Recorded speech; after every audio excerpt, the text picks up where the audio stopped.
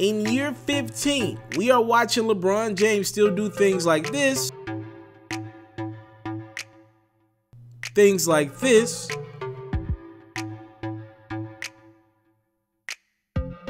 or even things like that.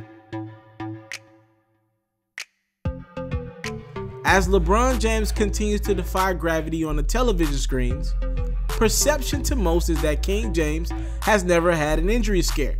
He's always been this Superman who's just blessed by the powers that be to have unreal genetics. It's not quite that simple. In a recent ESPN story written by Brian Windhorst, we found out that LeBron James not only gained 7 pounds during an Eastern Conference Finals game, but also that a few years ago LeBron James was afraid that his back injuries would cut his career short. In 2015, during James' first season back in Cleveland, James needed 2 anti-inflammatory injections in his lower back in a 10-month span.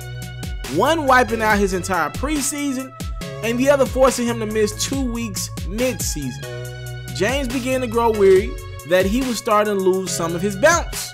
Video and stats also back these claims up. In the 2014-15 season, James had a career-low 88 dunks, which was 46 fewer than any other season in his career at the time. After the Cavs were eliminated by the Golden State Warriors in the NBA Finals, LeBron once again had back issues that summer.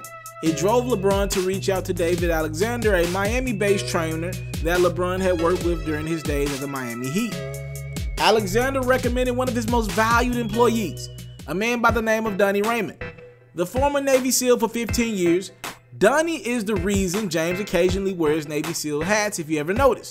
Donnie used biomechanics to get over his own severe neck injuries back in the day. Donnie has been with LeBron in the last 3 years. He doesn't talk much, he doesn't do interviews. As a matter of fact, he has now since moved to Akron to work only with LeBron as his personal trainer. Even LeBron rarely speaks on Raymond. Most times he credits the Cleveland Cavaliers hired trainer, Mike Mancias. Between these two men, LeBron credits them both for his sustained health at this present time. Mancias, who's been working with LeBron since 2004, is mostly in charge of LeBron's recovery after games and practices. Also, he's around LeBron for the crazy late night workouts and even the crack of dawn workouts, especially come playoff time. Raymond is more around before practice and pregame, focusing on LeBron James' core strengths, improving his posture, and finding other ways to take stress off of his lower back. LeBron does a lot of work himself as well. James wraps himself in heat pads at half times during most games, and most importantly, puts his money where his mouth is. LeBron is reportedly spending 7 figures a year caring for his body. We're talking liquid nitrogen treatments, a gym in his house, hot tubs, cold tubs, hyperbaric chambers, and a personal chef and masseuse.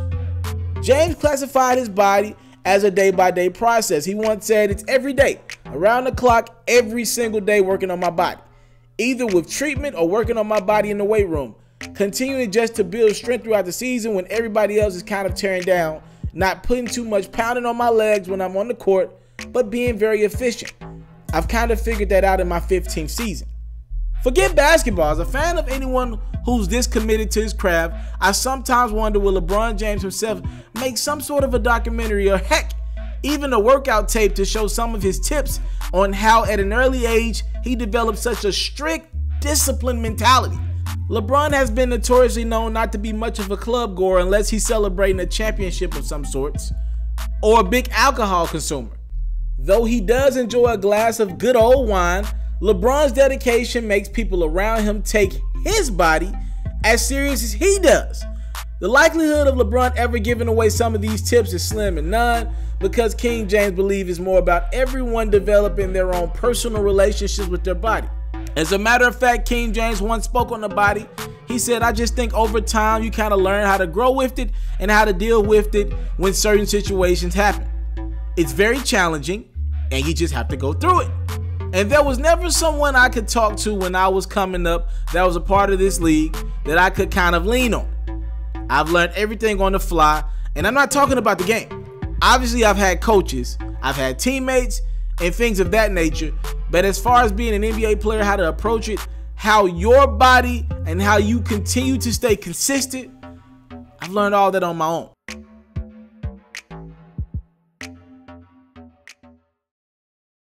I want to salute you, homie, you know, for building your own thing and doing your own thing, creating your own platform, your own website. I got one life to live out my dreams, and I'm giving this thing all I got. I interview celebrities. I talk sports. I represent the culture. Right now, you're turning up on MrTaliaferro.com, shawty. Yeah.